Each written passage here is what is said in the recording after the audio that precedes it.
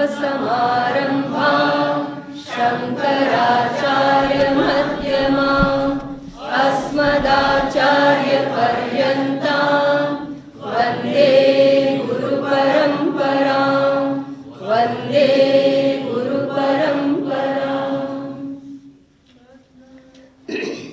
प्रज्ञानान् सुप्रतानै स्थिरचरनिकरव्यापिभिर्व्याप्य लोकान् मुक्त्वा भोगान् स्तविष्टान् पुनरपि दिशणोद्भासितान् कामजन्यान् पीत्वा सर्वान् विशेषान् स्वपिति मधुरभुं मायया भोजयन्नः माया संख्यातुरीयं परममृतमजं ब्रह्म यत्तन्नतोऽस्मि यो विश्वात्मा विदिज विषयान् राष्ट्रभोगान् स्थविष्टान् पश्चाच्चान्यान् स्वमतिविभवान् ज्योतिषा स्वेन सूक्ष्मान् सर्वानेतान् पुनरपि शनैः स्वात्मनि स्वापयित्वा हित्वा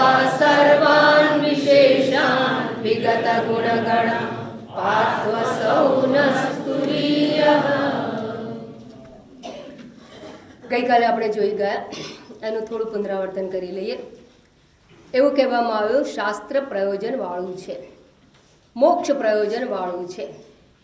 અને મોક્ષ પ્રયોજન વાળું શાસ્ત્ર છે એવું કહેતાની સાથે શંકા ઊભી કે શાસ્ત્ર મોક્ષ પ્રયોજન વાળું છે તો શાસ્ત્ર મોક્ષ માટેનું સાધન થઈ જાય. અને તમે જો શાસ્ત્રને સાધન કહેતા હો તો મોક્ષનું સાધન શાસ્ત્ર અધ્યયન નથી. તો મોક્ષનું અધ્યયન શું છે? તો કે બ્રહ્મ જ્ઞાન, બ્રહ્મ વિદ્યા. યા વિદ્યા સા વિમુક્ત. બ્રહ્મ વિદ્યા છે એ મોક્ષનું સાધન છે. તો કે છે હા, આમ તો બ્રહ્મ જ્ઞાન એ જ મોક્ષનું સાધન છે, પણ બ્રહ્મ જ્ઞાનાર્થે બ્રહ્મ વિચાર કરવો પડે. બ્રહ્મ વિચારણા માટે ગ્રંથનું અધ્યયન કરવું પડે, જેમાં બ્રહ્મ વિદ્યાનું પ્રતિપાદન કરવામાં આવ્યું હોય એવા ગ્રંથનું અધ્યયન કરવું પડે.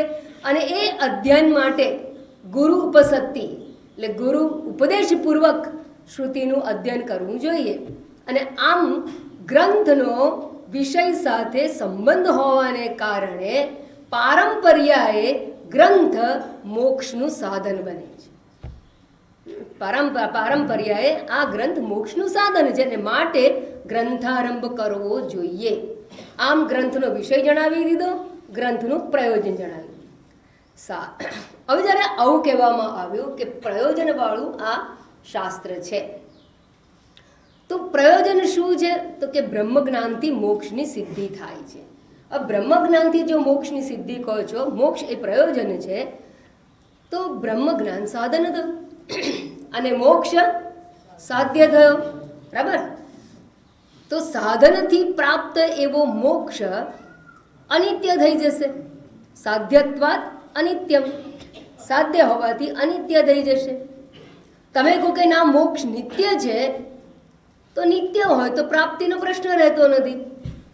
તો નિત્ય હોય મોક્ષ તો ગ્રંથારંભની આવશ્યકતા નથી, કારણ કે એ તો પ્રાપ્ત જ છે, માટે બ્રહ્મ વિદ્યા આવશ્યક નથી.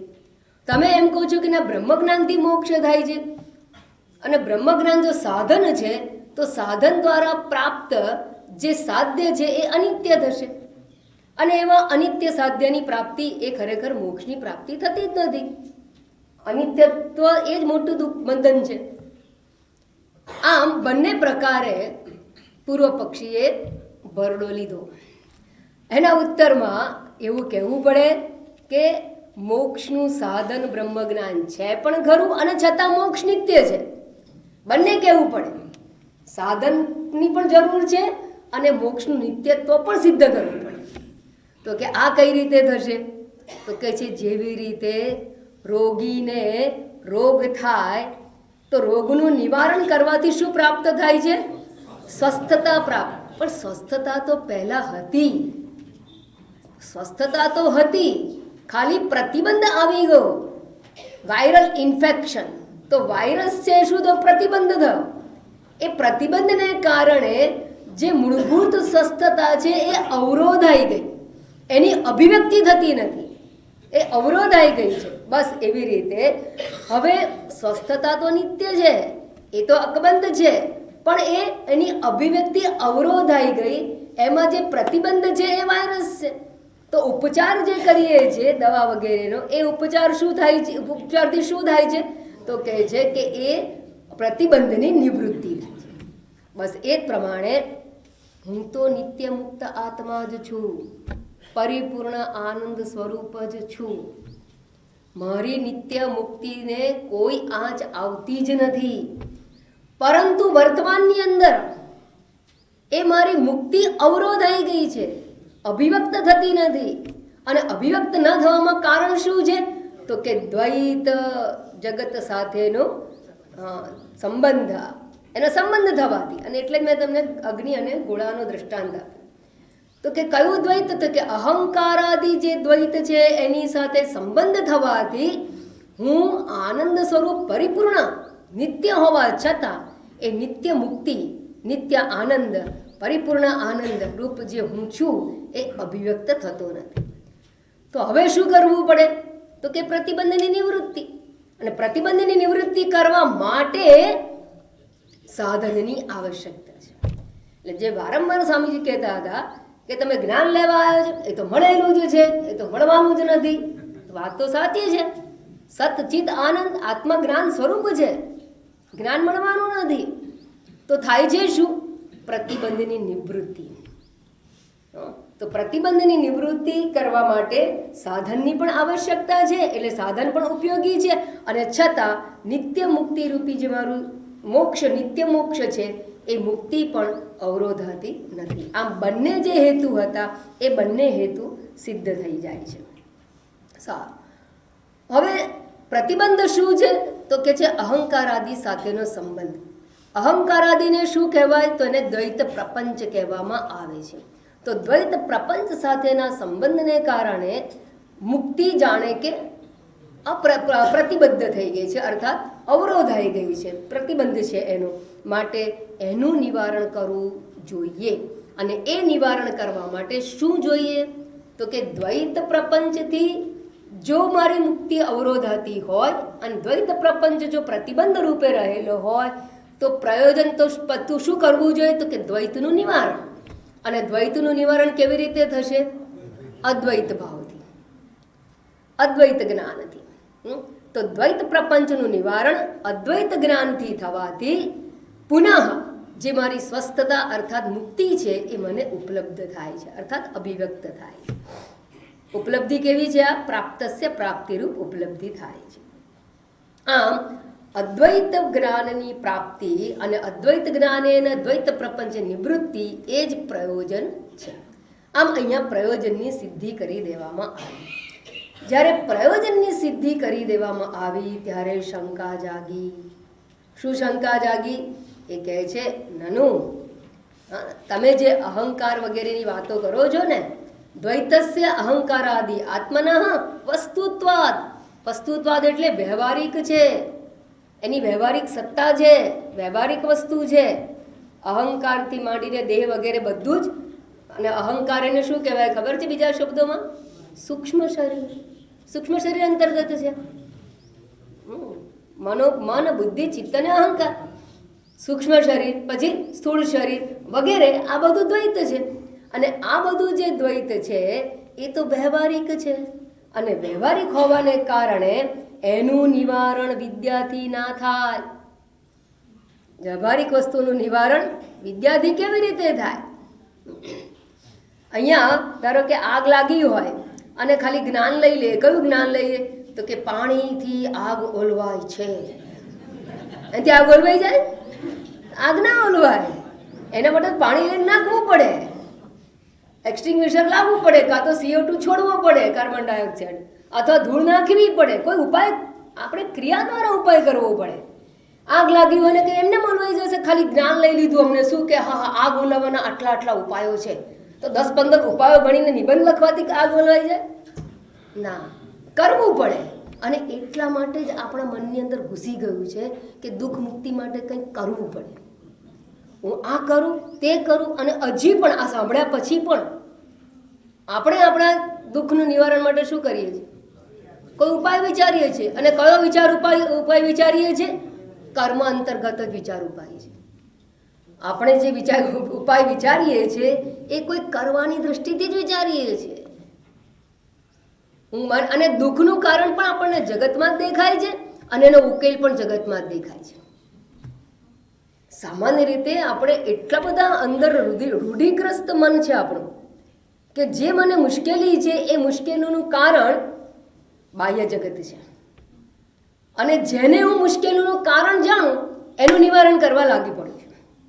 અને જો મુશ્કેલીનું કારણ બહાર હોય, જગતમાં હોય, તો એનું નિવારણ માટે આપણી બુદ્ધિ બહારના જગતમાં જ જાય.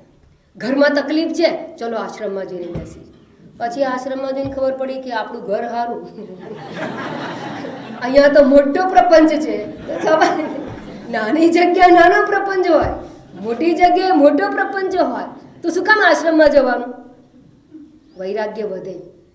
કારણ કે નાના પ્રપંચમાં જે દુઃખ થાય એનાથી નાનો વૈરાગ્ય મળે, મોટા પ્રપંચથી દુઃખ થાય એમાં મોટો વૈરાગ્ય આવે. હા, મોટો વૈરાગ્ય આવે. તો એ તો પાછું એમ થાય કે ના આવું ને એકાંતમાં જઈને બેસી જઈએ, ના બધું છોડીને ચાલો મંદિરમાં જ જઈએ. આખો દિવસ ભજન કીર્તન થતું હોય ભગવાનની સામે, અને ભગવાન સામે જઈએ ત્યારે શું થાય? કોઈના ચંપલ ચોરી ગયા હોય, કોઈ ભિખારા માંગતા હોય, કોઈ પેલો પ્રસાદ વધારો ઓછો થતો હોય, કોઈ આ પ્રપંચ જ ચાલતો હોય. મહંત કોઈને સારું રાખે, કોઈને ના રાખે. જાણે એના બાપનું મંદિર હોય, આમ તો બન્યું દાનથી, પણ બાપનું મંદિર ઉઠ અહીંથી ખસ. હવે આપણે ત્યાં બેઠા બેઠા આપણે શેમાં પડી ગયા? કાવા દાવામાં. વળી પાછું ત્યાં શું ઊભું થઈ ગયો? પ્રપંચ. હવે હિમાલયના એકાંતમાં જોઈએ તો પ્રપંચ નહીં ને. જઈએ તો ખરા, પણ ભગવાને આપણને એવી સુવિધા નથી આપી કે ખાધા પીધા વગર રહેવાય. રોટી કપડા અને રોટી કપડા મકાન, એક લંગોટીમાં તો બાવાજીનો સંસાર થઈ ગયો. હા, તો આપણે રોટી કપડા મકાનની શોધ કરીને જો એકાંતમાં જવા જઈએ તો કેટલો મોટો સંસાર ઊભો થઈ જાય. અને ધારો કે ના મારે કંઈ નથી કરવું, આજ સવારે સાંજે કીધું ઉપવાસ કરવા છે, તો મચ્છર ખાઈ જશે તમને, માખી ખાઈ જશે, ઠંડી ખાઈ જશે, ખરબચડી જગ્યાઓ ખાઈ જશે, કંઈ નું. અથવા તો અને કશું જ નહીં, બધું જ હશે ને તો ભય કોરી ખાશે. એકાંતનો ભય એ કોરી ખાશે. એ ભય પણ શું થયું? પ્રપંચ. કોઈ પણ પ્રકારનું દુઃખ એટલે પ્રપંચ. બરાબર? એ ભય, દુઃખ, ચિંતા, ઉદ્વેગ, અશાંતિ આ તો ઘેરી જોડેલી હોય. એટલે આપણે જે કર્મ વિચારીએ છીએ, શાના માટે વિચારીએ છીએ? દુઃખ મુક્તિ માટે. દુઃખનું કારણ બહાર જણાય છે, માટે દુઃખ મુક્તિનો ઉપાય પણ આપણે જગતમાં શોધતા રહીએ. અને એ જ વિચારધારાથી પૂર્વ પક્ષી કહે છે કે અહંકાર વગેરે તો વ્યવહાર્ય છે, અને એ જો દ્વૈત પ્રપંચને કારણે, આ વ્યવહાર હોવાને કારણે દુઃખની પ્રાપ્તિ થતી હોય તો કર્મથી કંઈક કરવું પડે. જ્ઞાનથી શું મળે? જ્ઞાન પ્રાપ્ત કરવાથી શું મળે? મેં જેમ દ્રષ્ટાંત આપ્યું કે આગ ઓલવવાના અનેક ઉપાયોનો નિબંધ લખવાથી આગ ઓલવાય નહીં, એમ તમે આટલું ગમે એટલું પ્રવચન કરો ને કરો, અમે તો કેટલા વર્ષોથી આવીએ છીએ, અમારા જીવનના પ્રશ્નો તો એના એ જ છે કે નહીં? ને અંદરથી કહેજો કે બધું સાંભળવા છે, અને એટલા માટે તમે આમ નહીં કહો, તમે બીજા શબ્દમાં અભિવ્યક્ત કરો જ છો. માતાજી કંઈક પ્રેક્ટિકલ વાત કરો ને. પછી તમારા માટે પ્રેક્ટિકલ એવું નહીં, માતાજી મેનેજમેન્ટના કોર્સ કરો ને. અહીંયા બધા મેનેજમેન્ટના કોર્સ ચાલે છે, તો શું થાય? એનાથી ક્રાઉડ આવે. કેવું આવે? હાઈલી ઇન્ટેલેક્ચ્યુઅલ ક્રાઉડ મળે. જિજ્ઞાસા ઇન્ટેલેક્ટની અંદર છુપાયેલી હોતી નથી. બ્રહ્મ જિજ્ઞાસા ઇન્ટેલેક્ટમાં છુપાયેલી હોતી નથી. જેટલા આ આતંકવાદીઓ છે ને, અથવા જેટલા પરવટેરા જે મરાઈ ગયો, કોણ? બિન લાદેન, આ બધા જેટલા અત્યારે કોણ છે પેલો મુખ્ય સૂત્રધાર પાકિસ્તાનમાં છે ને? હા, મઝ હાફિઝ. આ બધા છે ને હાઈલી ઇન્ટેલિજન્ટ હોય છે. એવું નહીં આપણે ઘરમાં ચોરી કરવા આવે ચોર તો કેટલું પ્લાનિંગ કરતા હોય. ચાલો, તમે ઘરમાં રહેતા ને તમારે ચોરી કરવી હોય તો નહીં કરી શકો. તમારા જ ઘરમાં તમે નહીં કરી શકો. પત્નીને પતિથી છુપાવવું હોય, પત્નીને પતિથી નહીં કરી શકે. બહુ અઘરું પડે છે. કેટલો વિચાર કરવો પડે. તો બધાથી છુપાવીને કામ કરવું હોય તો એને કેટલો વિચાર કરવો, બુદ્ધિ દોડાવવી પડે. એ બુદ્ધિની અંદર જિજ્ઞાસા નથી છુપાયેલી. તો અહીંયા એમ કહે છે કે જ્ઞાનથી શું મળે? કર્મ કરવું પડે, કર્મ દ્વારા નિવૃત્તિ થશે. માટે દ્વૈત પ્રપંચનું નિવારણ કરવું હોય, જેમ આગ ઓલવવી હોય તો કામ કરવું પડે, ડોલ લઈને પાણી છાંટવું પડે. એમ દ્વૈત પ્રપંચનું નિવારણ કરવા માટે પણ કંઈક ક્રિયા કે કર્મ કરવું જોઈએ. તો એનો ઉત્તર આપતા કહ્યું કે દ્વૈત પ્રપંચના નિવારણ માટે કોઈ કર્મ કરવાની આવશ્યકતા નથી. શા માટે આવશ્યકતા નથી? કારણ કે દ્વૈત પ્રપંચ અવિદ્યા નહીં છે, નથી એવું નહીં. નથી તો ક્યાંથી આપણને દુઃખ થાય? એક વસ્તુ સમજવાનું, મિથ્યાત્વ અને અસતત્વ એ બંને વચ્ચે બહુ મોટો ભેદ છે. જેટલો સત અને અસત વચ્ચે છે એટલું જ મિથ્યાત્વ અને અસતત્વ વચ્ચે છે. અસત એટલે કોઈ કાળે હોય જ નહીં. સમજાયું? આ જગત એવું નથી. જગત તો અત્યારે વર્તમાનમાં છે, માટે દુઃખ છે, માટે આદિ વ્યાધિ ઉપાધિ જરા મૃત્યુ વગેરે છે. તમે મૃત્યુ નથી એવું કઈ રીતે કહી શકો? જન્મ નથી એવું કઈ રીતે કહી શકો? છે. અને એ જગત છે, એ દ્વૈત પ્રપંચ છે, એનું નિવારણ કર્મથી થશે નહીં. એનું કારણ એ છે કે દ્વૈત પ્રપંચ હંમેશા કારણ નાશે કાર્ય નાશ. આ સિદ્ધાંત છે. આ થોડીક સિદ્ધાંતની વાત સમજી લેજો. કારણ નાશે કાર્ય નાશ. તમને તાવ ઉતારવો હોય તો અંદર ઘૂસેલા વાયરસનો નાશ કરવો પડે. વાયરસ જ્યાં સુધી અંદર હોય ત્યાં સુધી તમે ગમે એટલા પોતા મૂકો, તમારો તાવ નહીં ઉતરે. ઠંડુ લાગે પાછો ચડે, ઠંડુ લાગે પાછો ચડે. કેમ? કારણ કે કોઝ જ્યાં સુધી રિમૂવ ના કરવામાં આવે, મૂળિયું જ્યાં સુધી ઉખાડવામાં ના આવે ત્યાં સુધી ઝાડને પાંદડા ફૂટ્યા જ કરવાના. એનો નાશ ના થાય તો વૃક્ષનો નાશ કરવા માટે શું કરવું પડે? એનું કારણ મૂળ જે છે એ મૂળનો નાશ કરો તો જ વૃક્ષનો નાશ થાય. એમ કારણનો નાશ થાય તો જ કાર્યનો નાશ થાય. અને આ દ્વૈત પ્રપંચનું કારણ અજ્ઞાન છે. અને અજ્ઞાન જો કારણ હોય, આ બહુ મોટા સિદ્ધાંતો છે, અજ્ઞાન જો કારણ હોય તો જ આ દ્વૈતનો નાશ જ્ઞાનથી થાય. અને અહીંયા એમ કહેવામાં આવ્યું છે કે અજ્ઞાન કારણ છે, માટે દ્વૈત પ્રપંચના નાશ માટે જ્ઞાન જરૂરી છે. દ્વૈત પ્રપંચનો નાશ કર્મથી સંભવતો નથી. બરાબર? આટલી વાત કહી દેવામાં આવી.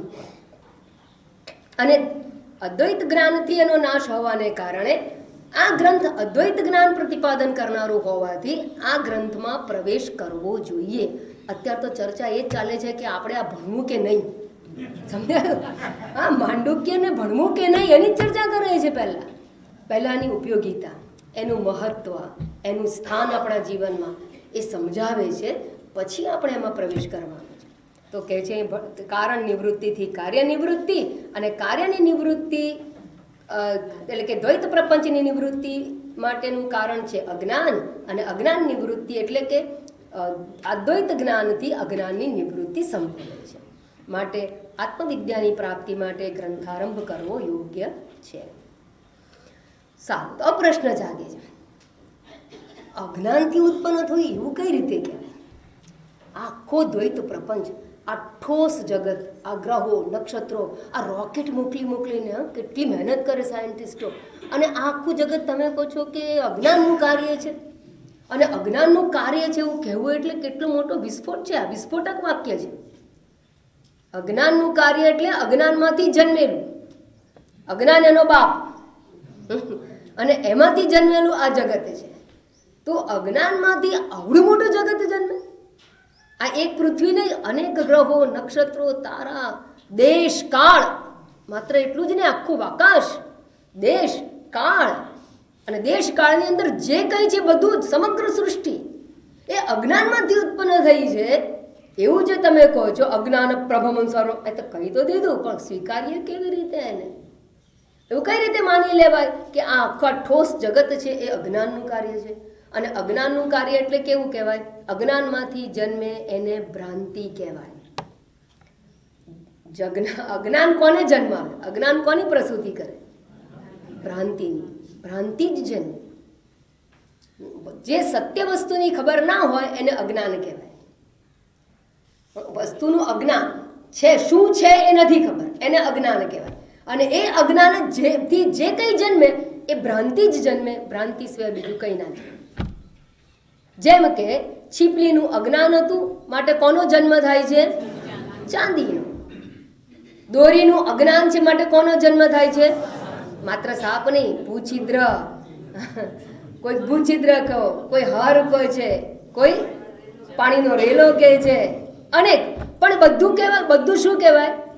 હા, જે કોઈ બધું ભ્રાંતિ. એમ કોઈ જગતને કે ને અણુ છે, પરમાણુ છે, જગતનું કારણ વેવ્સ છે, આ જે કંઈ થિયરી આવી, આ બધું શું છે? ભ્રાંતિ. તો આ મૂળભૂત જગતનું કારણ, આ જે જગત છે એનું કારણ અજ્ઞાન છે એવું કહેવાની સાથે આ જગત છે ને આખું ભ્રાંતિ છે એવું સિદ્ધ કરવાની વાત થઈ ગઈ. અને ભ્રાંતિ છે એટલે રજ્જુમાં દેખાતા સર્પ જેવું, એ દ્રષ્ટાંત છે. તો જગત ભ્રાંતિ છે અને ભ્રાંતિને આપણે મિથ્યા કહીએ છીએ. ભ્રાંત દર્શનને જ મિથ્યા દર્શન કહીએ છીએ. આભાસ કહો, ભ્રાંતિ કહો, મિથ્યા કહો. તો આવડું મોટું જગત છે, એ આ જગત આવું આભાસ છે, ભ્રાંતિ છે. અને જો એ ખબર પડી જાય ને ખરેખર સાચું હોય તો કેટલી નિરાત, કેટલી નિરાત. જગતમાં જે થવું હોય થાય, સુધરો કે બગડો ભલા, નહીં વૃદ્ધિ નહીં હા. જગતમાં કંઈ ઉમેરાય તો શું, કંઈ જતું રહે તો શું, કંઈ આવે તો શું, કંઈ જાય તો પણ શું. એવો રિલેક્સ થઈ જાય. તો કહે છે કે આવું જો તમે સિદ્ધ કરો છો, બોલો છો કે આ અજ્ઞાનનું કાર્ય છે. બોલવું તો સહેલું છે, પણ આ બોલવાનો અર્થ સમજો છો. જ્યારે વાક્ય ઉચ્ચારાય ને ત્યારે હૃદયની અંદર એ ભાવ આવવો જોઈએ. કોના જેવો? જેવો 8મી સપ્ટેમ્બરે નરેન્દ્ર મોદીના એક વાક્યથી શું કહ્યું હતું? રાત કે 12 બજે કે બાદ 1000 की नोट, हाँ वो कागज हो जाएगी उनका. ત્યારે કેવું થઈ ગયું? કેટલો ખળભળાટ મચ્યો. તમે વિચાર કરો, how much we are attach two this wealth. તો જ તમે આટલા ખળભળાટ થઈ જાય. પણ તમને એ વાક્ય સમજાય છે એટલે ખળભળાટ થાય. તમે જગતમાં એની કરતાં વધારે અટેચ છો. એ એક વસ્તુથી નહીં, પેલી તો એક સંપત્તિ છે. અહીં તો સ્વજન, સંપત્તિ, સંબંધો, વસ્તુ, પરિસ્થિતિઓ, સંજોગો, આ બધાથી અટેચ છે. અને એ આખું મિથ્યા છે તો મૂલ્યહીન થઈ જાય છે. કાગળની નોટ છે એવું સમજાઈ ગયું. જો 1000ની નોટ તો રહે જ છે, એની એ જ હોય છે, પણ મૂલ્યહીન થઈ જાય છે. આ વાક્ય જ્યારે એમ કહેવાય કે અજ્ઞાન કાર્ય છે જગત, ત્યારે જગત તો એનું એ જ રહે છે, પેલા 1000ની નોટ જેવું, પણ મૂલ્યહીન થઈ જાય છે. અને આ મૂલ્યહીનતા જગતની સમજવી અને એ વિઝ્યુઅલાઇઝ કરવું, એ કોન્સેપ્ટ વિઝ્યુઅલાઇઝ કરવો, એ બહુ ગંભીર વસ્તુ છે. એ સામાન્ય વાક્ય નથી. આપણે કેમ ઘણીવાર નથી આપણે સમજી શકતા? કારણ કે પેલું કેવું છે, પ્લાસ્ટિકના કાગળ પર પડેલા પાણી જેવું થાય છે. હવે તો ખરું પ્લાસ્ટિક પર, પણ અડે નહીં કંઈ. એ એવું ને એવું તમને પાછું આપી દે. પ્લાસ્ટિકની થેલીમાં એટલે દૂધ ભરવામાં આવે, કેમ? ટીપુ એ એબ્સોર્બ ના કરે, આપણે બધું જ પાછું મળી જાય. 500ની થેલી તો 500 મળી જાય. એમાં મોટા મોટા મહાવાક્યો આપણા ચિત્ત પર આવે તો ખરું, પણ આપણું ચિત્ત જો પ્લાસ્ટિક જેવું હોય ને તો આની ગંભીરતા નથી સમજતું. તો અહીંયા જ્યારે એવું કહેવામાં આવ્યું તો પૂર્વ પક્ષી છે એ ખળભળી ગયો. અને એ એમ કહે છે કે આ તમે જે કહો છો કે આ દેહાદી પ્રપંચ, આખો દ્વૈત પ્રપંચ છે, એ અજ્ઞાનનું કાર્ય છે, ધ ક્રિએશન ઓફ ઇગ્નોરન્સ. અને અજ્ઞાન જો એનું કારણ હોય તો કેવી રીતે સ્વીકારાય? કારણ કે અજ્ઞાનનું કાર્ય કહેવા પાછળ એ ભ્રાંતિ છે એવું સમજવાનું છે. સારું, હવે કોઈ પણ કારણ, હવે થોડોક મેં કહ્યું આજે થોડી ટેકનિકલ વાતો કરી લઉં છું. અને આ મહત્વના સિદ્ધાંતો છે એ સમજાઈ હશે ને તો શાસ્ત્રમાં પ્રવેશ થયેલો છે. કોઈ પણ કારણનો નિર્ણય કરવો હોય કે આ વસ્તુ આના માટે જવાબદાર છે, આ હેતુભૂત છે, કારણરૂપ છે, આવું જાણવું હોય ને તો એના માટે શાસ્ત્રમાં એક વિચાર પ્રક્રિયા આપવામાં આવી છે. કારણ શોધવા માટે, કારણ કહેવાય ક્યારે જવાબદાર ઠેરવાય? જેમ કોર્ટની અંદર કહે ને કે આ આરોપી, આ ગુનેગાર છે, એને ગુનેગાર ઠેરવવા માટે કેટલા બધા પરિબળોનો વિચાર કરીને નિર્ણય કરવામાં આવે. બસ એમ કોઈ પણ કારણને શોધવા માટે અનેક પરિબળોનો વિચાર કરવામાં આવે. તો કારણને શોધવા માટે શાસ્ત્રમાં વિશેષ પ્રકારની વિચાર પ્રક્રિયા કે પદ્ધતિનો ઉલ્લેખ કરવામાં આવેલો છે અને એ પ્રક્રિયાને કહેવાય અન્વય વ્યતિરેક પદ્ધતિ.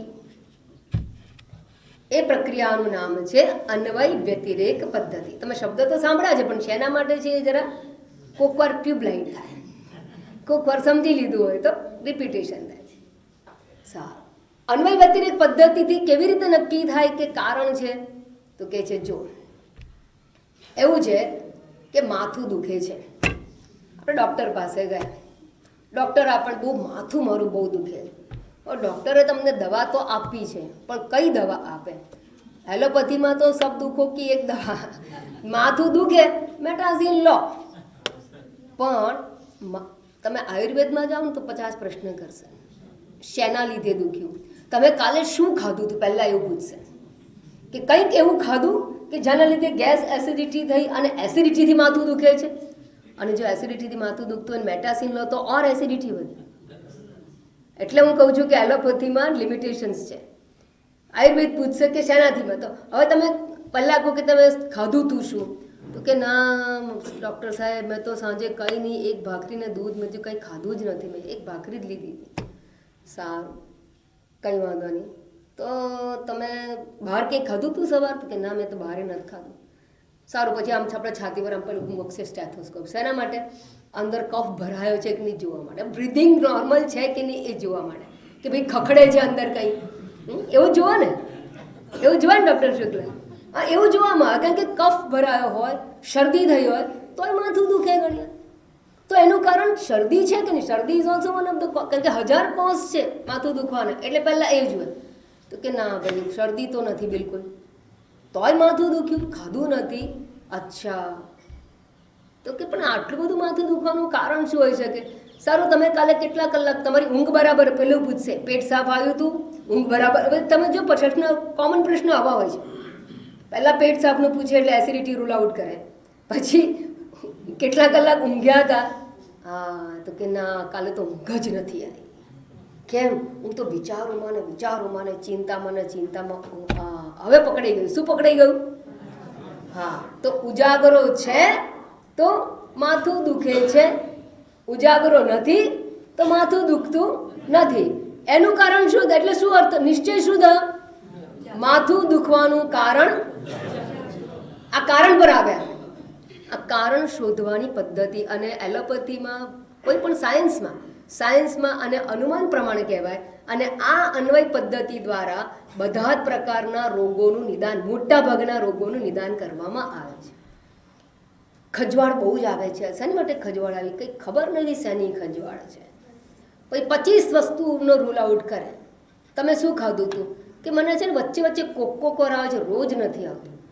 તમે રહો છો એની આજુબાજુ કે ફૂલઝાડ તો મારા ઘરમાં જે છે તો રોજ હોય, પણ રોજ કંઈ મને ખંજવાળ નથી આવતી. રોજ દાળ ભાત શાક, રોજ દાળ ભાત શાક રોટલી ખાઈએ પણ તોય ખંજવાળ નથી આવતી. તમે બહાર ગયા હતા ના, હું તો આખા મહિનામાં ગમે અઠવાડિયામાં એકવાર મને આ ખજવાળ આવે છે. સારું, તો તમને કયા દિવસે ખજવાળ? તમે આજે તમને ખજવાળ આવી તો તમે શું ખાધું હતું? તો કે દાળ ભાત શાક રોટલી, પણ શાક શું ખાધું હતું? મેં ભરેલા રવૈયા ખાધા હતા. અચ્છા, પણ ડૉક્ટર એમ કે સારું હવે એમ કરો, 2-4 દિવસ જવા દો, વળી પાછા રવૈયા ખાઓ. 2-4 દિવસ પછી ખજવાળ જતી રહી. પછી જ્યારે પાછા રવૈયા ખાધા પછી શું થયું? પાછી ખજવાળ થઈ ગઈ. હવે શું થયું? રવૈયા ખાધા તો ખંજવાળ આવી, રવૈયા નથી ખાતા તો ખંજવાળ નથી. તો ખંજવાળ જે એલર્જી છે એનું કારણ શું છે? બરાબર, કારણ શોધાઈ ગયું ને? બસ, તો રવૈયા છે તો ખંજવાળ છે, એલર્જી છે. એટલે આને અન્વય વાક્ય કહેવાય. રવૈયા નથી તો ખંજવાળ નથી, આને વ્યતિરેક કહેવાય, નિષેધાત્મક વાક્ય. અન્વય એટલે વિધેયાત્મક વાક્ય અને વ્યતિરેક એટલે નિષેધાત્મક વાક્ય. તો બંને રીતે પ્રૂવ કરવામાં આવે, બંને હોવું જોઈએ. એક છે તો બીજું છે, એક નથી તો બીજું નથી. માટી છે તો ઘડો છે, માટી નથી તો ઘડો નથી. માટે ઘડાનું કારણ માટી છે. સમજી ગયા? હવે આમ કારણના નિર્ણય પર આવવું હોય તો આ પ્રકારે અન્વય વ્યતિરેક પદ્ધતિ દ્વારા, આ પ્રકારની વિચારણા દ્વારા કારણને જાણવામાં આવે છે. તો અહીંયા પણ એમ કહે છે કે કારણ શું છે દ્વૈત પ્રપંચનું? તો કે છે અવિદ્યા. તો કે જે અવિદ્યા છે તો દ્વૈત પ્રપંચ છે, અદ્વિદ્યા નથી તો દ્વૈત પ્રપંચ નથી. જ્ઞાતે તત્વે ક સંસાર. સારું, દ્વૈત પ્રપંચ છે તો વ્યવહાર છે, વ્યવહાર છે તો દુઃખ છે. દ્વૈત પ્રપંચ નથી, વ્યવહાર નથી તો દુઃખ નથી. બરાબર? માટે દુઃખનું કારણ દ્વૈત પ્રપંચ છે. સમજાયું? આમ અન્વય વ્યતિરેક પદ્ધતિ દ્વારા દુઃખનું કારણ દ્વૈત પ્રપંચ છે અને દ્વૈત પ્રપંચ જો દુઃખનું કારણ હોય તો એનો નાશ કરવા માટે એનો વિરોધી અદ્વૈત જ્ઞાનની પ્રાપ્તિ કરવી પડે. સમજી ગયા? આમ અન્વય આ વિચારના દ્વારા થાય છે, એમ સીધે સીધું નહીં. દ્વૈત પ્રપંચ નિવારણ અજ્ઞાન અદ્વૈતના જ્ઞાનથી પણ કઈ રીતે સંબંધિત છે? કારણ કે એક કારણ છે. દ્વૈત પ્રપંચની હાજરીનું કારણ અવિદ્યા છે અને માટે અવિદ્યાનું નિવારણ અદ્વૈત જ્ઞાનથી થાય છે અને માટે અદ્વૈત જ્ઞાન પ્રાપ્ત કરવું જોઈએ. અને અદ્વિતીય તત્વનું જ્ઞાન પ્રાપ્ત કરવા માટે આ ગ્રંથ સાધનરૂપ હોવાથી ગ્રંથનો આરંભ કરવો જોઈએ. હજી તો એના પર જ ચાલે છે વિચારણા, ભણવું કે નહીં એના પર જ. સારું, વળી બીજી એક વાત સમજવાની કે જો કોઈ એમ વિચારે કે હું કર્મ દ્વારા, કારણ કે મારે કરવું છે શું એ પણ સમજજો. આપણે જોઈએ છે શું? દ્વૈતનો નાશ કરવો છે. તમારા જીવનનું પ્રયોજન શું? હા,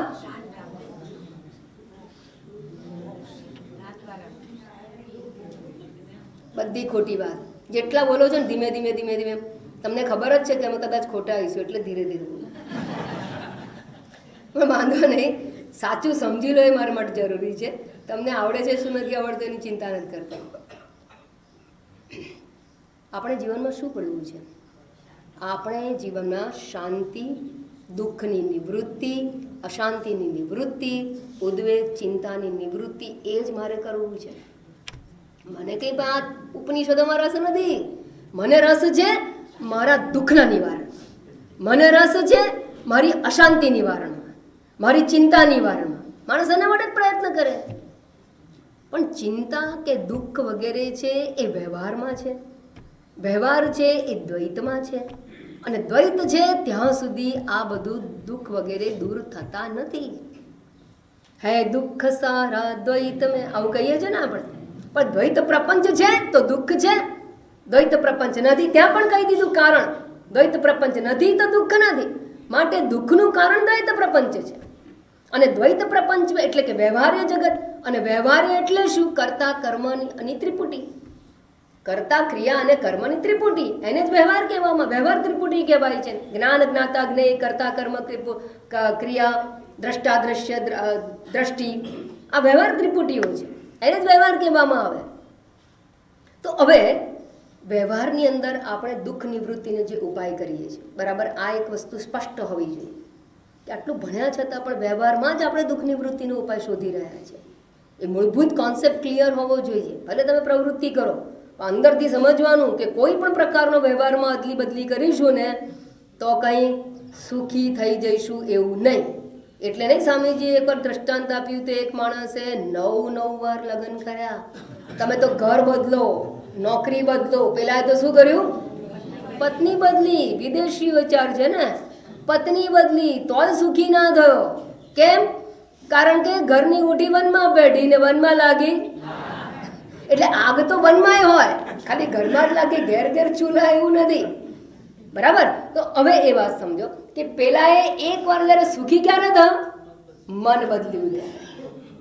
અર્થાત એને સમજાઈ ગયું કે બહાર જગતમાં પ્રોબ્લેમ જ હોય, પછી એક હોય કે બીજું, બીજું હોય કે ત્રીજું, બધે જ સમસ્યાઓ રહેવાની. અને એટલે બધા શું કે બધે જ કાગડા તો,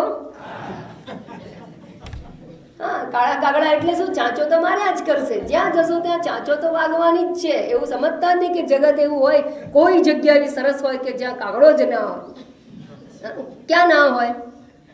મરીએ ત્યારે. જીવીએ ત્યાં સુધી જગતમાં તો રહેવાનું. મરવાનું બે રીતે હોય. હા, એક કાળાંતર મૃત્યુ અને બીજું જ્ઞાનથી મૃત્યુ. એનીવે ચાલો હવે આગળ જઈએ. જ્ઞાનથી મૃત્યુ થાય કાયમી મોક્ષ, અને કાળાંતરે થાય એને ટેમ્પરરી મોક્ષ. હવે વાત સમજીએ કે જગતની અંદર જે દુઃખનું આપણે વિચાર કરીએ છીએ એ દુઃખથી મારે છૂટવું છે, પણ દુઃખ જ્યાં સુધી વ્યવહાર છે ત્યાં સુધી છે, વ્યવહાર જ્યાં સુધી દ્વૈત છે ત્યાં સુધી છે, અને દ્વૈત જ્યાં સુધી અજ્ઞાન છે ત્યાં સુધી છે, અને અજ્ઞાન જ્યાં સુધી જ્ઞાન નથી ત્યાં સુધી અજ્ઞાન છે. અને માટે કરવું છે તો દુઃખનું નિવારણ, પણ દુઃખ નિવારણ માટે વ્યવહાર નિવારણ થવું છે, વ્યવહાર નિવારણ માટે દ્વૈત નિવારણ થવું છે, દ્વૈત નિવારણ માટે અવિદ્યા નિવારણ થવું છે, અવિદ્યા નિવારણ માટે જ્ઞાન હોવું જોઈએ, અને જ્ઞાન માટે ગ્રંથ ભણવા જોઈએ. માટે ગ્રંથ ભણવું. હા, બધું સમજી લેજો તો ભણવામાં રુચિ થશે, બાકી નહીં થાય તમને. હવે આગળ વધીએ આપણે કે જગતની અંદર જ્યારે આપણે કર્મ દ્વારા દુઃખ મુક્તિનો ઉપાય શોધીએ છીએ તો ખાસ એક વસ્તુ સમજો કે કર્મ દ્વારા પ્રાપ્ત થતું દુઃખ જે કંઈ હોય, આ પ્રપંચ કેવો છે? કર્મ સાધ્ય છે. શા માટે દુઃખરૂપ છે? આ પ્રપંચ છે એ કર્મ સાધ્ય. પ્રપંચમાં જે કંઈ દુઃખ મુક્તિનો ઉપાય કરીએ છીએ એ કર્મ સાધ્ય ઉપાય છે, અને કર્મ દ્વારા પ્રાપ્ત કરવામાં આવતો ઉપાય એ કર્મનો ફળ મર્યાદિત હોવાને કારણે એની અંદર મર્યાદિતતા રહેલી છે. કર્મફળ અનિત્ય હોવાને કારણે દુઃખ મુક્તિ તો થાય પણ ટેમ્પરરી થાય, થોડા સમય માટે થાય, કાયમી ન થાય. એટલે કર્મ સાધ્ય હોવાથી અનિત્ય છે, નંબર 1. વળી તમે દુઃખ મુક્તિનો ઉપાય જે કંઈ કરો છો ને એ પ્રાપ્ત કરવામાં મારે તમે એમ થાય કે મને આ ઘર છે ને એ જરા બરાબર નથી વાસ્તુ પ્રમાણે, અને મને લાગે છે ગરબડ અહીંયા જ છે, હવે શું કરવું છે? એનો ઉપાય કરો, કાં તો ઘર બદલો કાં તો ઘરની અંદર કંઈ ફેરફાર કરો. હવે એ ફેરફાર કંઈ સહેલું છે કરવાનું? તો એ દુઃખ મુક્તિનો ઉપાય કરવા માટે જે પ્રયત્ન કરો છે એ પરિશ્રમ એ દુઃખરૂપ છે. પરિશ્રમથી જે પ્રાપ્ત થયું, હવે એનું રક્ષણ કરવું એ પણ ચિંતાયુક્ત છે. ધારો કે ધન મેળવ્યું, ધન ધારો કે નથી, એ પ્રોબ્લેમ હોય તો ધનની પ્રાપ્તિ કરવી એ પણ દુઃખરૂપ છે. એનો પરિશ્રમ કરવો પડે છે, અને પરિશ્રમ દુઃખરૂપ છે. પછી ધન જે પ્રાપ્ત થયું એનો વ્યય ના થાય, એનું રક્ષણ કરવું એ બહુ મોટી દુઃખરૂપ છે. માત્ર ધન નહીં, જેટલું આપણે પ્રાપ્ત કરીએ છીએ જગતમાં એ એના રક્ષણની ચિંતા આપણને હંમેશા સતાવે છે. એટલે ઘણા લોકો તો કે અમારે તો જોઈતું જ નથી. કેમ? જોઈએ, લઈએ તો સાચવવું પડે ને, એનું રક્ષણ કરવું પડે. અને એટલા માટે ભરતોરી મહારાજે શું કહ્યું છે? ભોગે રોગ ભયમ ફૂલે ચ્યુતિ ભયમ વિત્તે નૃપાલાદ ભયમ. ભય એટલે દુઃખ. વિત્તે નૃપાલાદ ભયમ મૌને દૈન્ય ભયમ બલે રિપુ ભયમ રૂપે જરાયા ભયમ. કાળા વાળ તો કરીએ પણ ક્યાં ઊંધી ટકે? પાછું જાઓ, કોઈ બીજા જોઈ જાય બહાર સફેદ, એને પહેલા જાઓ, ક્યાં ભાગો?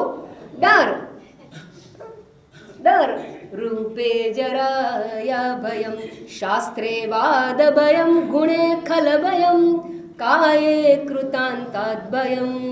હું દેહ છું એવું કરીશું તો, દેહની રક્ષા કરશો તો મરી જઈશું, મરવાનો ડર. કૃતાંતાદ એટલે યમરાજનો ડર. સર્વે વસ્તુ ભયાન્વિતમ ભુવિ નૃણામ વૈરાગ્યમ. અર્થાત આ જગતમાં જે કંઈ પ્રાપ્ત કરો એના રક્ષણમાં ભય રહેલો છે. એટલે કે દુઃખ પ્રાપ્ત કરતી વખતે દુઃખ, પ્રાપ્ત કર્યા પછી પણ દુઃખ, અને નાશે મહાદુઃખ. પેલું વાક્ય સમજે કહું ને, 2 જ વસ્તુ છે, કાં ભેગું કરેલું છે એને આપીને જાઓ અથવા મૂકીને જાઓ, પણ ત્રીજું પણ થાય એની શક્યતા છે. શું ખબર છે? કોઈ ઝૂંટવી લે, લૂંટી જાય, એવું થાય કે નહીં? વિયોગ તો થાય. વિયોગ 3 પ્રકારે થાય. આપવાથી થાય, હા, મૂકીને જઈએ ત્યારે બહુ બધું મૂકીને જઈએ ને બહુ દુઃખી હોય છેલ્લી ઘડીએ. કેમ? આટલું બધું ભેગું કર્યું, હું તો ભોગવવા જ ના રહ્યો, મારા તો કામમાં જ આ કોના માટે મેં કર્યું. અને અંદરથી બહુ દુઃખ હોય. આમાં તો લંગોટી મૂકીને ગયો એને શું દુઃખ? એટલે જ ભરતોરી કહે છે કે એને કોઈ દુઃખ જ ના થાય. મરતી વખતે સૌથી વધારે દુઃખ ધનિકને હોય, કારણ કે બધું ભેગું કરીને એટલો પરિશ્રમ કર્યો અને પછી બધું છોડીને એમને મૂકીને જવાનું. એટલે ભર્તૃહરિ મહારાજ બીજો શ્લોક પણ બહુ સરસ કહે છે, અવશ્યમ યાતારઃ ચિરતરમુષિત્વાપી વિષયાઃ વિયોગે કો ભેદઃ त्यजति न जनो यत् स्वयममुं प्रजन्त स्वातन्त्र्यात् अतुल परितापाय विदधत अतुल परितापाय मनसः स्वयं त्यक्त्वा हेते शम सुखमनन्तं विदधति. એ કહે છે અવશ્યમ યાતારા, બધું જવાનું જ છે, બધું જ જવાનું, બધું જ છૂટી જવાનું છે આપણા હાથમાંથી એક દિવસ, બધાએ મૂકીને જવાનું છે. પછી યંગ હોય કે વૃદ્ધ હોય, કેવું સમજતા કે વૃદ્ધને મૂકીને, યંગ જ હોય ગમે ત્યારે પડી જશે, કોણ ક્યારે જ ખોડશે જગત કોને ખબર. અવશ્યમ યાતારઃ ચિરતરમ ઉષિત્વા, લાંબા સમય સુધી ભોગવેલા વિષયો છે, બધા વિષયો, ગાડી લાડી વાડી જે કંઈ છે બધું એ અવશ્યમ યાતારઃ જવાના જ છે, અવશ્ય નિશ્ચય બતાવે છે. ચિરતરમ ઉષિત્વા વિષયા, પણ વિયોગે કો ભેદ, છૂટવાનું તો છે જ, વિયોગ તો અવશ્ય છે, અવશ્યમ ભાવી છે, પણ વિયોગમાં ભેદ કયો? બે પ્રકારે વિયોગ થાય, કાં તો આપીને જાઓ ને કાં તો છોડીને જવું પડે, બરાબર. તો કહે છે વિયોગે કો ભેદ ત્યજતિ ન જનો યત સ્વયં, જો આપણે પોતે ત્યાગ ના કરીએ તો શું ભેદ, શું આપણે ત્યાગ કરીએ અને આપણે ત્યાગ કરવો પડે, એમાં ભેદ કેવો?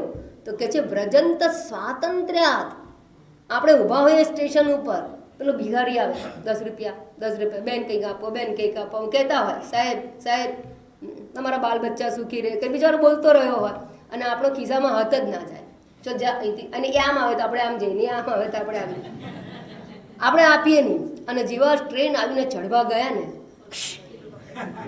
પોકેટમાર લઈ ગયું, પેલાને 10 રૂપિયા ના આપ્યા અને પોકેટમાર તમારા 5000 પડાવી. એટલે કે જે વજંત સ્વાતંત્ર્યની જાતે જતા રહ્યા તો શું થાય છે? અતુલ પરિતાપાય મન, મારા ચોરાઈ ગયા, કોઈ લૂંટી, કેટલું સંતાપ થાય. અને તમે પેલા માણસને આપ્યું હોત ને 10 રૂપિયા, એના મોઢા પરનું હાસ્ય જોઈને તમને કેટલું સુખ થાય. સ્વયં ત્યક્ત્વા હિયતે, આપણે પોતે જો આપી દઈએ તો શમ સુખમ, મનની શાંતિ, અનંતમ વિદધતિ, શમ સુખમ અનંત, મનની એકદમ ચિરકાળની શાંતિ પ્રાપ્ત. બે રીતે જાય, ભેગું કરેલું બે રીતે જાય, કાં તો કોઈ જૂટવી જાય, અને સૌથી વધારે પોકેટમાર મોટો કોણ ખબર છે? મોટો પોકેટમાર કોણ છે? કાળ, યમરાજ, એને પોકેટમાર કહે. તમારું બધું લઈ જાય, ખિસ્સું ના રહેવા દે, કપડા ઉતારી લે, વાસાંસી જીર્ણાની, તમારા કપડા ઉતરાઈને લઈ જાય તમને આ કપડું ને વસ્ત્ર છે ને, શરીર તો વસ્ત્ર છે, એ નથી લઈ જવાતું, કપડા ઉતારી નાખી તમારા અને લઈ જાય, ત્યારે બહુ દુઃખ થાય. તો એક વસ્તુ સમજવાનું કે કર્મ સાધ્ય જે કંઈ છે, કર્મ સાધ્ય જે પ્રાપ્ત કરવાનું છે એ 3 સાધનથી થાય, વાણી, મન અને કાયા દ્વારા, વાક, મન અને કાયા દ્વારા પ્રાપ્ત કરી. સાધન સાધ્ય આલોક ભોગ્ય કે પરલોક ભોગ્ય, 2 પ્રકારના સાધ્ય પ્રાપ્ત થાય. અને એ સાધ્ય કેવા છે? તો કે દોષપૂર્ણ છે. દોષપૂર્ણ એટલે દુઃખરૂપ છે. દુઃખરૂપ કઈ રીતે છે? તો કે એની પ્રાપ્તિમાં દુઃખ, એના રક્ષણમાં દુઃખ છે અને એના નાશથી પણ દુઃખ થતું હોય. આમ દુઃખરૂપ હોવાથી દ્વૈત પ્રપંચ જે વ્યવહાર્ય છે વળી દુઃખરૂપ છે, માટે એનાથી મુક્તિનો એક જ ઉપાય છે, એને અદ્વૈત ભાવની પ્રાપ્તિ કહેવામાં આવે છે. અને અદ્વૈત ભાવની પ્રાપ્તિને જ મોક્ષ કહેવાય છે. માટે આ ગ્રંથનું પ્રયોજન મોક્ષ છે, અને આ ગ્રંથનું પ્રયોજન મોક્ષ છે. એ મોક્ષની પ્રાપ્તિ અદ્વૈત ભાવથી છે. અદ્વૈત ભાવની પ્રાપ્તિ અજ્ઞાન નિવૃત્તિથી છે, કારણ કે અજ્ઞાન જે છે એ દ્વૈતનું કારણ છે, અને દ્વૈત પ્રપંચ એ પ્રતિબંધ છે મોક્ષની અંદર, અને દ્વૈત પ્રપંચ પ્રતિબંધ છે, માટે અદ્વૈત ભાવ પ્રયોજન છે. અને આ જે મોક્ષ છે એ નિત્ય હોવાથી, સ્વભાવરૂપ હોવાથી, સ્વરૂપ હોવાથી માત્ર પ્રતિબંધ નિવૃત્ત થતા એ આપોઆપ સહજતાથી અભિવ્યક્ત થાય છે, અથવા પરિપૂર્ણ આનંદ છે એ સહજ રૂપે અભિવ્યક્ત થાય છે. આમ દ્વૈત પ્રપંચ એ અજ્ઞાન કાર્ય હોવાથી આભાસ માત્ર છે, મિથ્યા છે, ભ્રાંતિ છે, અને એવું હોય તો જ ભ્રાંતિનું જ નિવારણ જ્ઞાનથી થાય.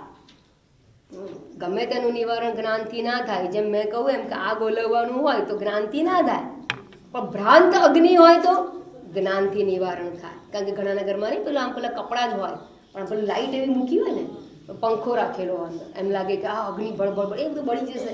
એટલે ના ના, આ તો કંઈ નથી, આ તો ખાલી દેખાય છે.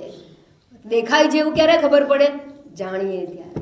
એ ભ્રાંત અગ્નિ છે એનું નિવારણ જ્ઞાનથી થાય, પણ સાચો અગ્નિ હોય એનું નિવારણ ના થાય. પણ આખું દ્વૈત પ્રપંચ એ ભ્રાંતિ છે, કારણ કે અજ્ઞાન કાર્ય છે, આભાસ માત્ર છે, માટે એનું નિવારણ અદ્વૈત જ્ઞાનથી સંભવે છે. જ્યારે આવી વાત કરી, બરાબર, હવે સમજો. માટે અદ્વૈત જ્ઞાન માટે આપણે ગ્રંથનો આરંભ કરવો જોઈએ, આટલું એસ્ટાબ્લિશ્ડ.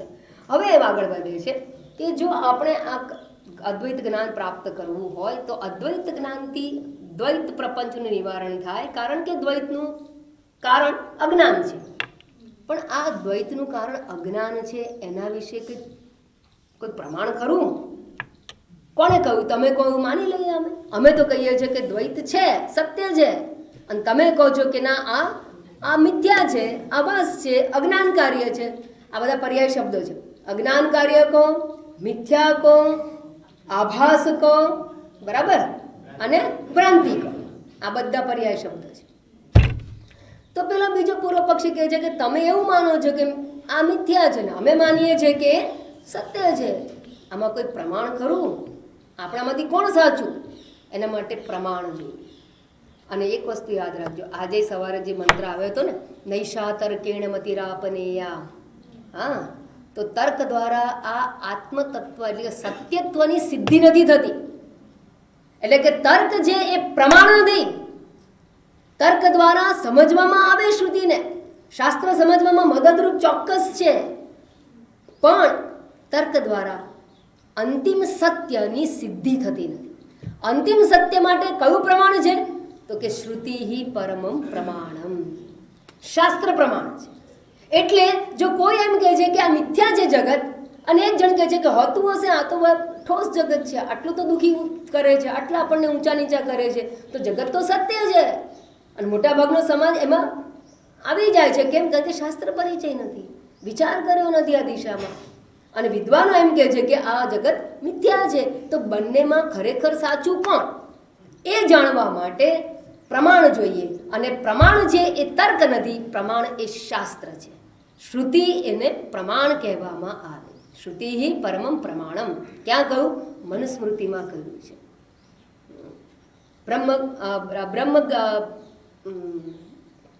બ્રહ્મ જ્ઞાનાર્થમ શ્રુતિ પરમમ પ્રમાણમ. ધર્મ માટે પણ, ધર્મને જાણવા માટે પણ, ધર્મ જિજ્ઞાસમાનાનામ શ્રુતિ પરમમ પ્રમાણમ, અને બ્રહ્મ જિજ્ઞાસમાનાનામ શ્રુતિ પરમમ પ્રમાણમ. આ વાક્ય મનુસ્મૃતિ. તો પછી અહીંયા ઓથેન્ટિક કોણ? તો કે શ્રુતિ. તો શ્રુતિમાં કહ્યું છે આવું? ક્યાંય શ્રુતિમાં ક્યાં કહ્યું છે? કોણ કહે છે આવું કે આ જગત મિથ્યા છે? કઈ રીતે કહેવામાં આવે? મિથ્યા શબ્દ તો શ્રુતિમાં પ્રયોજાયો નથી, ભ્રાંતિ શબ્દ પ્રયોજાયો નથી. તો કઈ રીતે તમે સિદ્ધ કરો છો કે આ જગત મિથ્યા છે?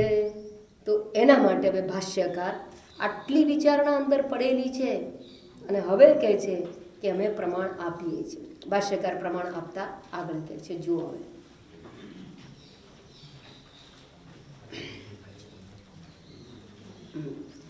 દ્વૈત પ્રપંચસ્ય અવિદ્યાકૃતત્વાत् વિદ્યયા તદ ઉપશમઃ સ્યાत् ઇતિ. આ તો તમને સમજાવવા માટે હું થોડુંક છૂટો અન્વય કરું છું. પાન નંબર તમારા પહેલું પાનું જે છે હજી એનામાં ચાલે છે, બરાબર. દ્વૈત પ્રપંચસ્ય અવિદ્યાકૃતત્વાत्. દ્વૈત પ્રપંચ છે એ અવિદ્યાનું કાર્ય છે, એવું હોવાને કારણે અવિદ્યાકૃતત્વાत्, અવિદ્યાનું કાર્ય હોવાથી, વિદ્યા વડે, જ્ઞાન વડે, તદ ઉપશમઃ અર્થાત તેનું ઉપશમન, તેનું નિવારણ, તેનું ઉપશમન સ્યાત થશે. ઇતિ આ પ્રમાણે હોવાથી બ્રહ્મ વિદ્યા પ્રકાશનાય અસ્ય આરંભઃ ક્રિયતે.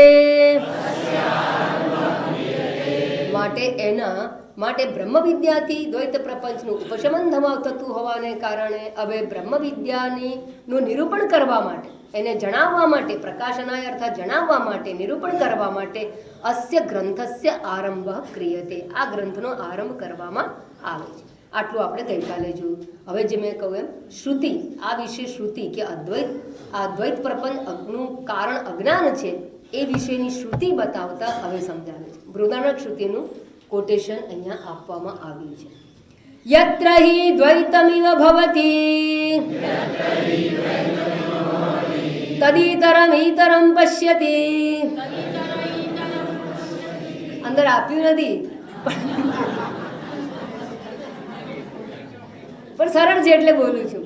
યત્ર હિ દ્વૈતમિવ ભવતી તદિતરમ ઈતરમ પશ્યતિ. પછી આગળ યત્ર વા અન્યત ઇવ સ્યાત તત્ર અન્યોન્યત પશ્યેત અન્યોન્યત વિજાનીયાત. આ અન્વય શ્રુતિ આપે છે. મેં કહું ને કે અન્વય વ્યતિરેક દ્વારા કારણનો વિચાર કરવામાં આવે છે. તો શ્રુતિ પણ બંને પ્રકારની આપે છે. અહીંયા અન્વય શ્રુતિ પણ આપે છે અને વ્યતિરેક શ્રુતિ આપીને દ્વૈત પ્રપંચનું કારણ અજ્ઞાન છે એવું સિદ્ધ કરવામાં આવે છે. તો હવે આ અન્વય શ્રુતિ છે. અન્વય શ્રુતિ, આ શ્રુતિ બૃહદારણ્યક શ્રુતિ બહુ પ્રસિદ્ધ અને પ્રચલિત છે. મને એમ કે તમને બધાને ખબર છે, કારણ કે સ્વામીજી ઘણી બધી વાર કોટેશન આપે છે આ બધા. આ બધી પ્રખ્યાત પ્રસિદ્ધ શ્રુતિઓ છે, શાસ્ત્રમાં પ્રસિદ્ધ, વારંવાર એના કોટેશન ભાષ્યકાર આપે છે. અહીંયા કહે છે યત્ર હિ દ્વૈતમ ઇવ ભવતી, જ્યારે દ્વૈત જેવું, યત્ર હિ દ્વૈતમ ઇવ, દ્વૈત જેવું જણાય છે, દ્વૈત જેવું થાય છે, જણાય છે, ત્યારે તદિતર ઈતરમ પશ્યતિ. મેં એટલું વાક્ય તમને ઉમેરાયું. ત્યારે એકબીજાને જુએ છે. પછી આગળ લાંબુ છે. જો બે દ્વૈત હોય તો એકબીજાને જુએ, એકબીજાને સાંભળે, એકબીજાનું અભિવાદન કરે.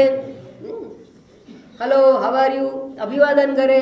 પણ બીજો હોય તો જ્યાં બીજો હોય ત્યાં વ્યવહાર છે, બીજો હોય ત્યાં ક્રિયા છે, બીજો હોય ત્યાં વ્યવહાર છે. એટલે કે દ્વૈત પ્રપંચ છે ત્યાં વ્યવહાર છે.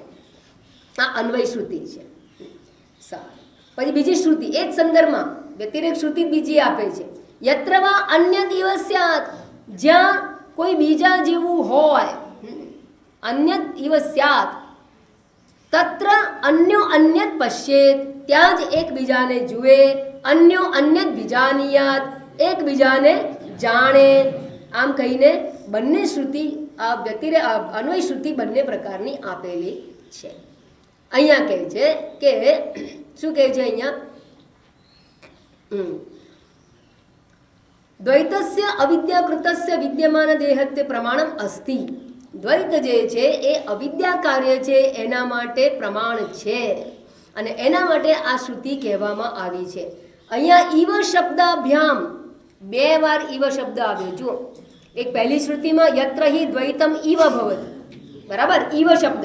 ઈવ શબ્દ બહુ મહત્વનો છે શ્રુતિમાં. શ્રુતિમાં એક એક શબ્દનો ઉપર બહુ ઊંડી વિચારણા હોય છે. જેમ તમે બ્રહ્મસૂત્રમાં જાણો છો, અથા તો બ્રહ્મ જિજ્ઞાસા, તો અથ ઉપર પણ 4 પાનાનું ભાષ્ય, અથઃ અથ અતઃ શબ્દ પર ભાષ્ય, અને બ્રહ્મ જિજ્ઞાસા કર્તવ્યા એના પર પણ ભાષ્ય. એવી રીતે અહીંયા પણ ઈવ શબ્દ બહુ જ મહત્વનો છે. આ શ્રુતિ વાક્ય છે. આપણા શબ્દોમાં તો કંઈ પણ ચાલ્યા કરે, ગપ્પા બપ્પા આવી જાય, પણ શ્રુતિમાં કોઈ ગપ્પા કે અનનેસેસરી શબ્દ નથી હોતો, વિચારપૂર્વકનો શબ્દ. એટલે શ્રુતિ કહે છે ઈવ ભવતી, અત્ર હિ દ્વૈતમ ઈવ, જ્યાં દ્વૈત જેવું ભાસે છે, એટલે છે નહીં, દ્વૈત જેવું જણાય છે. જેવું કહીને શું કહે છે? મિથ્યાત્વ કહે છે. મિથ્યાત્વ સમજાય, જેવું, એના જેવું. આપણે કોઈને કે દૂરથી એમ કે અરે ભાઈ ચતુર્ભાઈ આવ્યા છે, તો કે આમ ચતુર્ભાઈ જેવા લાગે છે. જેવા લાગે છે એટલે શું છે નહીં, એમના જેવા લાગે છે. આ બસ એમ દ્વૈત જેવું જણાય છે નહીં પણ એના જેવું જણાય. એટલે કે દ્વૈતમ ઇવ ભવતી. એવી રીતે બીજી શ્રુતિમાં પણ કોઈ યત્ર વા અન્યદ ઇવ સ્યાત, જ્યાં બીજા જેવું છે. આમ બંને જગ્યાએ ઈવ શબ્દ વાપરે છે. ટીકાકાર સમજાવતા કહે છે ઈવ શબ્દાભ્યામ અવિદ્યા અવસ્થાયામ પ્રતિભાત દ્વૈતસ્ય. ઈવ શબ્દ કહીને શું કહે છે? અવિદ્યા અવસ્થાની જાહેરાત કરે છે. તમે કહો કે જ્યારે કે ચતુર્ભાઈ જેવા જણાય છે એનો અર્થ કે કોણ છે એ ખબર નથી. આના જેવા ક્યારે કહો? જ્યારે કોણ છે એની ખબર નથી, શું છે એની ખબર નથી, એટલે કે અજ્ઞાન છે. અજ્ઞાન હોય ત્યારે જ કહેવાય કે આના જેવું છે. એટલે કે જે અવિદ્યા અવસ્થાયામ પ્રતિભાત દ્વૈતસ્ય, અવિદ્યાની અવસ્થામાં જણાઈ રહેલા દ્વૈતનું તત્ પ્રતિભાનસ્ય ચ આભાસત્વેન, એ ખરેખર આભાસ થાય છે કે ભાઈ એમના જેવો છે કોઈ માણસ, એવો આભાસ થાય છે. આભાસત્વેન અવિદ્યામયત્વમ ઉચ્યતે. અર્થાત આ ઈવ શબ્દ બતાવે છે કે આ અજ્ઞાન કાર્ય છે. દ્વૈત છે, દ્વૈત જેવું જણાય છે, દ્વૈત છે નહીં. તો ઈવ શબ્દ શું નક્કી કરે છે? સત્ય શું છે નથી ખબર, પણ આ દ્વૈત જેવું જણાય છે. અર્થાત દ્વૈત છે એ આભાસ છે, મિથ્યા છે, એવું પુરવાર થાય છે. જ્યાં દ્વૈત જેવું જણાય છે એમ કહીને પોઝિટિવ, ત્યાં વ્યવહાર છે. તો દ્વૈત છે ત્યાં વ્યવહાર છે. આ અન્વય થઈ ગયો. હવે વ્યતિરેક શ્રુતિ આપે છે. વ્યતિરેક શ્રુતિ શું કહે છે જુઓ. યત્ર વા અસ્ય સર્વમ આત્મા એવ અભૂત તત્કેન કમ પશ્યેત કેન કમ વિજાનીયાત. આ વ્યતિરેક શ્રુતિ કહે યત્ર વા અસ્ય સર્વમ આત્મા એવ અભૂત. જ્યાં આને એટલે વિદ્વાનને, જે મનુષ્યને વિદ્વાનને શું છે? સર્વમ આત્મા એવ અભૂત. જે દરેકની અંદર પોતાના સ્વરૂપને જુએ છે. યસ્ય સર્વાણી ભૂતાની આત્મા એવ વિજાન, પોતાને જ બધામાં જુએનારો છે. તો કે જેના માટે બધું જ આત્મા છે, આત્મા રૂપે જુએ છે. સર્વમ આત્મા એવ અભૂત, બધું જ આત્મા રૂપે જણાય છે. તત્ કેન કમ પશ્યેત, તે કોના વડે કોને જુએ? નહીં કોને, કોના વડે કોને જુએ? જેના દ્રષ્ટિમાં અભેદ દર્શન છે, આત્મદર્શન છે, જે આત્મદર્શી છે, અભેદદર્શી છે, એકત્વદર્શી છે, એના માટે કહેવામાં આવ્યું. એ શું કહે છે કે એના કમ પશ્યેત, એ કોના વડે કોને જુએ? એટલે સાધન નથી અને સાધ્ય નથી. કોને જુએ, કોને એ સાધ્ય બતાવે, કે એના સાધન બતાવે છે. બરાબર. તો કર્મકરણનો અભાવ બતાવે છે. તો કર્તાકરણ ક્રિયાકર્મ આ બધું શું છે?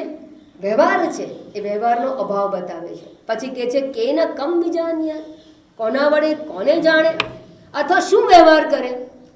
જ્યાં બધું આત્મા થઈ ગયું છે, જેની દ્રષ્ટિમાં બધું એકત્વ છે, અભેદત્વ છે, એ કઈ રીતે કોને જુએ, કોના વડે કોને જુએ? અર્થાત ત્યાં વ્યવહારનો અભાવ છે, વ્યવહારનું ઉપશમન છે. અને વ્યવહાર ક્યાં હોય છે? દ્વૈતમાં. જ્યાં બધું આત્મા એટલે એકત્વ છે ત્યાં વ્યવહાર નથી. બરાબર. દ્વૈત છે ત્યાં વ્યવહાર છે. એટલે કહ્યું બીજો છે તો વ્યવહાર છે, એ અન્વય થયો. અહીંયા શું કહે છે? એકત્વ છે એટલે કે દ્વૈત નથી. એકત્વ છે અર્થાત દ્વૈત નથી. સર્વમ આત્મા એવો અભૂત, બધું આત્મા થઈ ગયું એટલે એકત્વ થયું. એકત્વ થયું અર્થાત દ્વૈતનો અભાવ.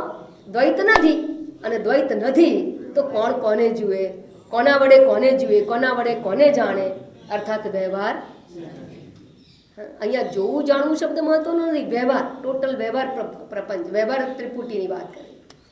બરાબર. તો દ્વૈત છે તો વ્યવહાર છે, અન્વય. દ્વૈત નથી તો વ્યવહાર નથી. એનું કારણ, વ્યવહારનું કારણ દ્વૈત પ્રપંચ છે. બરાબર. એ અહીંયા કહેવામાં. અને દ્વૈત પ્રપંચ કેવો છે? તો કે મિથ્યા. એવું કઈ રીતે સમજાવવામાં આવ્યું? ઈવ શબ્દથી. દ્વૈત જેવું ભાસે છે અર્થાત વાસ્તવમાં નથી. યત્ર હિ દ્વૈતમ ઈવ ભવતી. એમ કહીને દ્વૈતનું પણ મિથ્યાત્વ કહેવામાં આવે. અને મિથ્યા દ્વૈત છે તો એનું કારણ શું હોઈ શકે? અવિદ્યા. કઈ પણ વસ્તુ ભાસે છે, મિથ્યા વસ્તુ હોય, મિથ્યા સર્પનું કારણ રજ્જુનું અજ્ઞાન, મિથ્યા ચાંદીનું દર્શન એટલે છીપલીનું અજ્ઞાન. એમ સત્યનું અજ્ઞાનથી દ્વૈત પ્રપંચનું ભાસવું છે.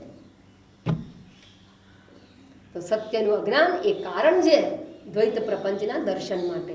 અને દ્વૈત પ્રપંચ છે તો વ્યવહાર છે, દ્વૈત પ્રપંચ નથી તો વ્યવહાર નથી. આમ દ્વૈત પ્રપંચ વ્યવહારનું કારણ છે, અન્વય વ્યતિરેકથી સિદ્ધ કરવામાં આવ્યું. અને વ્યવહાર દ્વૈત પ્રપંચ મિથ્યા છે એ શ્રુતિ પ્રમાણથી સિદ્ધ કરવામાં આવ્યું. બરાબર સમજો, તર્કથી નથી સિદ્ધ થતું, શ્રુતિ પ્રમાણથી સિદ્ધ થતું.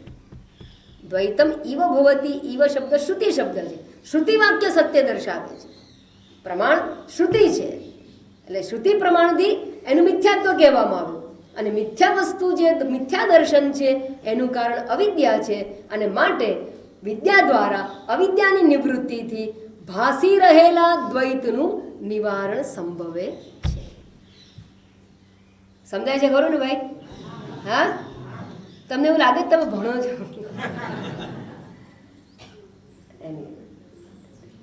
તમે છે ને આ સીધા પીએચડીની ટેક્સ ભણો છો, પીએચડીની ટેક્સ છે.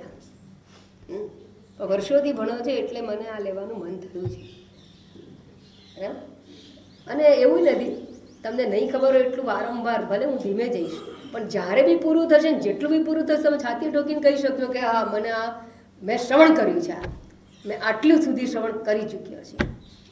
એવી રીતે ભણાવીશ એટલું આ ઇત્યાદિ શ્રુતિભ્યઃ અસ્ય અર્થસ્ય સિદ્ધિઃ. હવે કે છે વિદુષઃ વિદ્યાવસ્થાયામ કર્તૃ કરણાદિ સર્વમ આત્મમાત્રમ. વિદ્વાનને વિદ્યા અવસ્થામાં, જ્ઞાન અવસ્થામાં કર્તૃ કરણ એટલે કર્તા, કરણ એટલે સાધન વગેરે, કર્તૃ કરણ આ છે ને શ્લેષ પ્રયોગ છે, વારંવાર આવું આવે. કર્તા કરણ કરતા એટલે વ્યવહાર દર્શાવવા માટે આ પ્રયોગ કરવામાં, આ શબ્દનો પ્રયોગ ભાષ્યકાર વારંવાર કરે છે. તો કર્તૃકરણાદિ સર્વમ આત્મમાત્રમ. તો વિદ્વાનની દ્રષ્ટિએ કર્તા, કરણ, કર્મ એટલે કર્મ ત્રિપુટી, જ્ઞાન ત્રિપુટી, દ્રશ્ય ત્રિપુટી, આ બધું કેવું છે? એ બધું આત્મમાત્રમ. એટલે જે કંઈ વ્યવહાર છે એમાં હું દ્રષ્ટા, દ્રશ્ય અને દ્રષ્ટિ, શ્રોતા, શ્રાવ્ય અને શ્રવણ, આ બધું શું છે? આ બધું જ આત્મમાત્રમ. હું આત્મા છે એટલું જ નહીં. હા, હું જેને જોઉં છું એ પણ આત્મા, હું જોનારો પણ આત્મા, અને જેના વડે જોઉં છું એ ઇન્દ્રિય પણ આત્મા. બરાબર? તો બધું જ આત્મા છે. ન અતિરિક્તમ અસ્તિ, આત્માથી જુદું ભિન્ન કંઈ જ નથી. ઇતિ ઉક્ત્વા, આમ કહીને વિદ્યા દ્વારા સર્વસ્ય દ્વૈતસ્ય, આમ કહીને વિદ્યા વડે સંપૂર્ણ દ્વૈતનું, સર્વસ્ય દ્વૈતસ્ય આત્મમાત્રત્વ વચનાત, સંપૂર્ણ દ્વૈત પ્રપંચ આત્મમાત્ર છે. આ બધું જ આત્મા જ છે, તો જ એને આત્મા દેખાય ને. વિદ્વાન બધાને આત્મા રૂપે જુએ છે તો આત્મા રૂપે છે માટે દેખાય છે.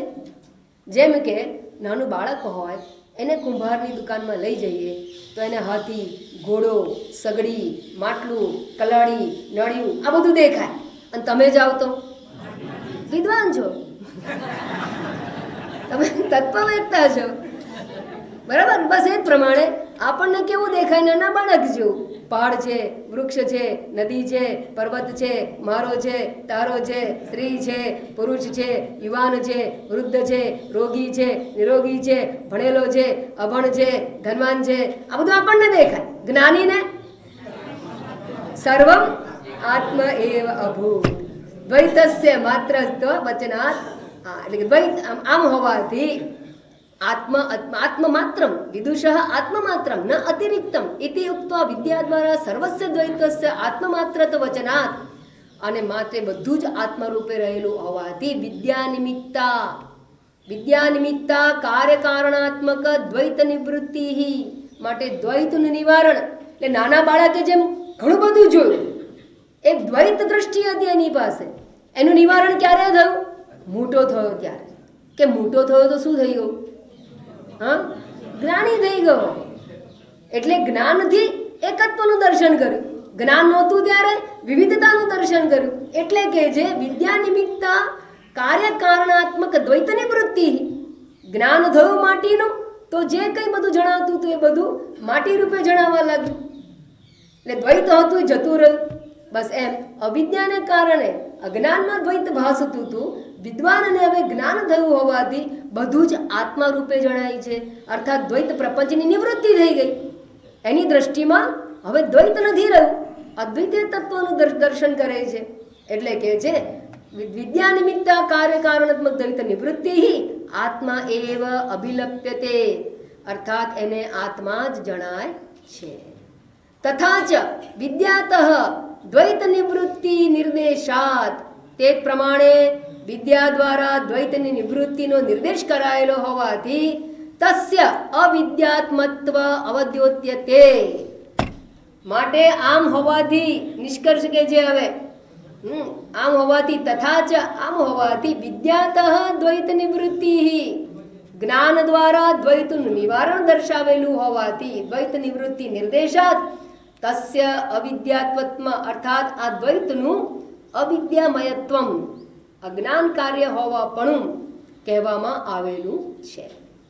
ઇત્યાદિ શ્રુતિભ્ય, ભાષ્ય કહે છે હવે ઇત્યાદિ આદિ શબ્દ વડે, આવી તો એક શ્રુતિ નહીં ઘણી બધી શ્રુતિઓ છે. ઇત્યાદિ શ્રુતિભ્ય અસ્ય અર્થસ્ય સિદ્ધિ, આ તો બૃહદારણ્યકની એક શ્રુતિ આપી, આવી તો બીજી ઘણી શ્રુતિઓ છે જેના દ્વારા અદ્વૈત ભાવની સિદ્ધિ થાય છે. અર્થાત અદ્વૈત સત્ય છે અને દ્વૈત જે જણાય છે એ કેવું છે? આભાસ માત્ર છે, મિથ્યા છે, માટે અવિદ્યા કાર્ય છે. અને આવું હોવાને કારણે વિદ્યા દ્વારા એનું નિવૃત્તિ, એના સત્યત્વની નિવૃત્તિ થાય છે. તો આદિ શબ્દ દ્વારા કઈ કઈ શ્રુતિઓને સમજવાની છે આપણે, એના ઉપર આપણે આવતીકાલે વિચાર કરીને આગળ વધીશું. ઓમ પૂર્ણમદ પૂર્ણમિદં પૂર્ણાત પૂર્ણમુદચ્યતે પૂર્ણસ્ય પૂર્ણમાદાય પૂર્ણમેવાવશિષ્યતે. ઓમ શાંતિ શાંતિ શાંતિ. હરિ ઓમ. શ્રી ગુરુભ્યો નમઃ. હરિ